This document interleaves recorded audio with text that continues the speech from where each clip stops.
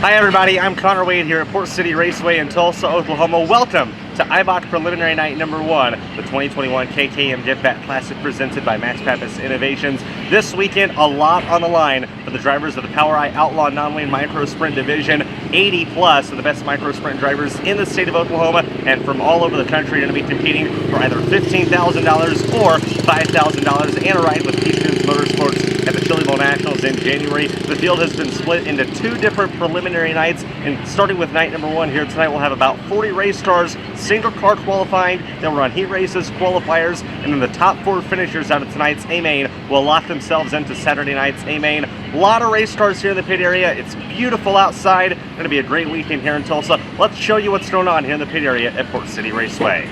Go. Well, you cannot talk about micro sprint racing in the state of Oklahoma without bringing up the prior pilot, Frank Flood. Frank, we talked about how some of the young guys approach this KKM Giveback Classic as a race to build their name up and, make a name for themselves. How does a guy like Frank Flood approach this race, making the choice of either taking a ride or $15,000? Man, that's the thing is, Keith really made this race to give back to the kids, give them a shot, give somebody who may not have the resources for something to be able to come out here and showcase their talent to win either a shootout ride or a Chili Bowl ride. There's a lot of young talent out here, Gavin Bushell, Brent Cruz, just to name, 2 right off the top of my head that stood out last night. Both of them are, trying to tear it up anytime they can hit the track, but for me, I've just got to attack it just as it's another race. I'm here to do my job and try and take home a little money to make it to the next race. Let's talk a little bit about the sport of micro sprint racing, and there's a term I always use. I call it diversity among drivers. Can you comment on that? And what I mean by that is you have guys who race micro sprints every week. They make their living off micro sprint racing. And then there's other guys like Bushell and Cruz that you mentioned who use micro sprint racing as a stepping stone, as a platform to build their careers. How, in your opinion, does that kind of maybe help the sport of micro sprint racing? And kind of give me your approach on that. It's one of the unique things that keeps it so, I don't want to say midgets have fallen off, but I feel like they kind of got stagnant there for a few years. It's coming back around because it was just the same faces, the same races, and that's where what makes micro so unique is you get that different demographic every few years. You get the new kids rolling in that want to move through or make a lifetime out of it, and then you get guys like Chris and Dason coming back to get back to their roots and still have a little fun in them. So it really gives a lot of, hey, I'm going to go run against Chris Bell, Dason Pursley, Frank Flood, Joe B. Miller. You get these bigger names, big micro guy names, big NASCAR names, big midget names, but hey, we're going to go run micros for fun. So it's really cool how you can keep it so different and connect everybody and still just go micro racing. You put a lot of resources into your development program the last couple of years, specifically in 2021. New driver behind the wheel this weekend. Tell us who's wheeling the 81A. That's Coda Aller this weekend. We've been in talks all year. He just kind of wants to get back into it. He took a little time off for school, and it's kind of going to be one of those deals. He wants to run some next year, but it's going to be the same as it's kind of been most of the year. The focus this weekend is going to be on Jace Park and Ethan Ayers. Jace just ran for Chad Boat a few weeks ago and had a strong showing at Sweet Springs, coming from 18th to 5th. So kind of excited to get him back behind the wheel again and see what we can do against some of these guys. Do you think you have what it takes to win the race yourself? I always say no. I try to treat each race like this is going to be my first race, but everybody seems to think I do. But after watching practice last night, I always say I got to find some speed, because I think if I can get there 67 laps, a lot of these guys will fall out of the seat, and that's where an old veteran like me will kind of come in. Well, great talking to you, Frank. Best of luck to you this weekend. Cannot wait to keep our eyes on you. Thank you. Go. Well, the all-time POWRi Micro wins leader, Joe B. Miller, will be here competing this weekend. And Joe B., Hoss and I were talking yesterday, and we were kind of wondering, what would you do if you won Saturday night? Because you're a guy that races micros for a living, so you would love $15,000. But then also, you've done pretty good in the midget. You made the A-Main at Chili Bowl twice. So have you decided what you're going to do if you win Saturday night? I'd probably have to take the money. Just, with Chris's car, his midget, and they got working on it, it'd be kind of a no-brainer. I have to take the money and run that car this year again at the Chili Bowl. You've ran the KKM Giveback Classic in the past, did it last year at Millbridge. In your opinion, is this race any different as far from a driver's standpoint? I just treat it like another race. I mean, we're racing against a lot of the same guys. You get a few new faces that come in, some of the West Coast guys are here, but other than that, it's just another race. How's your 2021 season been going here as of late? Do you feel like you have enough momentum to carry into this weekend? hope so. We just don't get to run a whole lot of non-wing stuff. That's why we came down yesterday for practice, do a little bit of testing, tried a few things, figured out what didn't work. So hopefully we got better for tonight, but carry a little bit of that momentum from last week over. Well, thanks for catching up with us, Joby. Best of luck to you here this weekend. We're really excited to see what you can do. Thank you. Go. Got a chance to catch up with the driver of the 1V, Johnny Bolin. Johnny, how excited are you going this weekend, knowing that a KKM Giveback Classic win would do wonders for your career? Yeah, this is a pretty exciting race. Happy as a Port City has done pretty well out here this year, so hopefully with this hyper racing chassis forward, go see what we can do tonight. You've got a pretty good amount of laps here. Port City Raceway seem to run well here. You finished in the top 5 with Power right here in the past. So tell us your strategy going into tonight and the way Port City really races and your driving style compared to it. Just try and take notes on the track. Hopefully it does what it's been doing all season long, and kind of know what we're doing there for the most part. Just go forward every time we hit the racetrack. Stay smart with it. I feel like in the times that I've watched you, you seem to be a guy that can bounce around and run pretty well in both wing and non-wing. Would you agree with that statement? Some nights yes, some nights no. Some nights better than non-wing. Hopefully tonight's a good non-wing night. Port City, wing or non-wing? Definitely non-wing for sure. Well, Johnny, great catching up with you. Great to have you here at Port City this weekend. Best of luck to you. Appreciate it. Go. Well, Cannon McIntosh back to his home track at Port City Raceway. Cannon, talk about the car you're going to be in, this 10J car. It's been really fast the couple times we've seen Mitchell Moles in it so far this year, so I'd say you're pretty comfortable behind the wheel. How did this deal come together?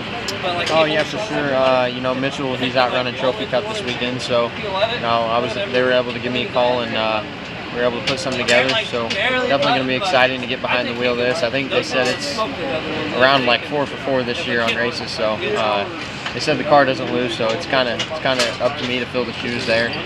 You know, weren't bad in practice last night. You know, I think there's a little bit we can do to get a little more comfortable in the car and make the car a little bit better. This is their first time here, so you know we struggled a little bit, but you know we'll adapt and you know be better tonight. We're racing tonight, so I think we'll be plenty good. Just we're gonna get this seat mounted and get a little more comfortable in here and.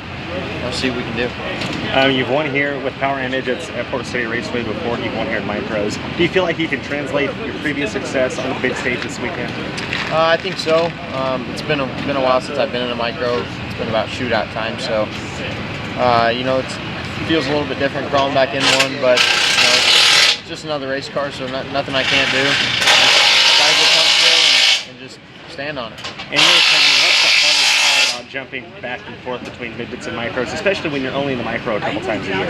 I think the weight is the biggest thing. You know, these are a lot lighter and they react a lot different. So, and obviously, the speed's a lot different. So, you know, being able to carry your momentum in these and keep your momentum up without killing too much speed is huge. And you know, trying to feel the weight transition out and you know, just see what the car's going to do.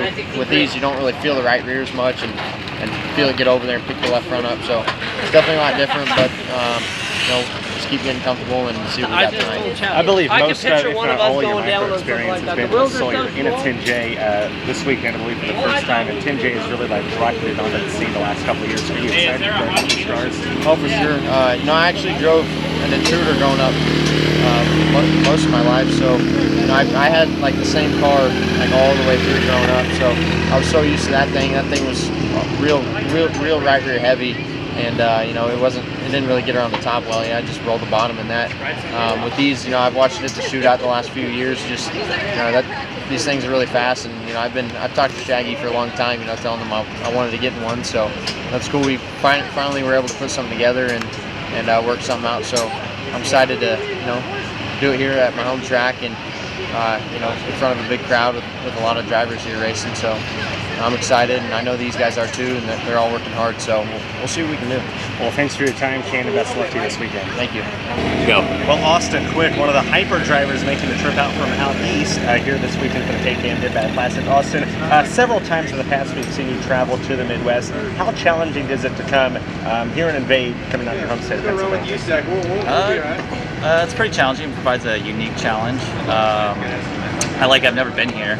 It's been obviously a classic, but I like going to a new place, and then you got to like figure it out and come in with a fresh mindset. So I didn't realize that you hadn't been here before. So what do you think of the place so far? It's very unique. It has a lot of character, and I see why it has its reputation. So it's going to be super racy. I'm super excited. Yeah. Does that maybe make you feel a little confused as far as what to do on the race car and how to set it up, going to a track that you've never seen before? No, you kind of, it's dirt track racing, so there's always going to be some kind of moisture somewhere. You kind of just like, I don't know, all the years of experience you learn to look at the radiuses and the straightaways, and you kind of can gauge off of similar tracks you've ran before. So it's pretty much like dirt's different when you travel around the country. So it'll be interesting to watch that tonight. I'm glad I drew like a later pill so I can watch and kind of take some notes tonight and then kind of see how the track develops. So that'll be an interesting thing. But yeah, as far as anything like maybe for a new guy, it's maybe a little more difficult. But I've been doing this for a while now, and kind of get your notebook and kind of ends up similar. So Well, Austin, great to have you at Port City Raceway this weekend. Thanks for coming out for the KKM Giveback. yeah, thank you. Austin quit. He'll be fast and fun to watch this weekend at Port City. His first trip to the track here in Tulsa. Go. Well, Brennan Crouch, one of the drivers competing at the KKM Giveback Classic this weekend in the PowerEye Outlaw Mountain Micro Series. Brennan, you had a breakout year in the midget. Now, what's it going to be like for you going back to the micros where you spent a lot of last year? Yeah, it's different. Obviously you have to get used to driving it again. We've only ran, 2 races, including the shootout this year. So I think just adjusting back to that quickly and remember the format to races like this will be the biggest thing. So you have ran quite a bit of USAC midget stuff this year, and the interesting thing about that is they do single car qualify, and obviously with PowerEye we don't ever see any qualifying, but we are going to see single car qualifying this weekend here at the KKM Giveback Classic. So do you feel like with that single car qualifying experience you might have a little bit of an edge over even some of the experienced veteran drivers that haven't qualified as much as you have? Yeah, I feel like we will. Last year at Millbridge I kind of struggled, not only because it was a new track to me, but like you said, I feel like what brought us down the most was qualifying, and so I think with some experience that I think will be a lot better. Talk a little bit about what it means to be here at Port City Raceway. This is a track that you've ran at quite a bit over the last couple of seasons, and you seem to run pretty good here. Yeah, we've actually struggled in our midget starts here, but I feel like in the micro we've always carried speed, so I'm excited to see what we can bring to the table here. Well, thanks for catching up with us, Brennan. Best of luck to you. Thanks. Making his way here from Lubbock, Texas, that's Brennan Crouch.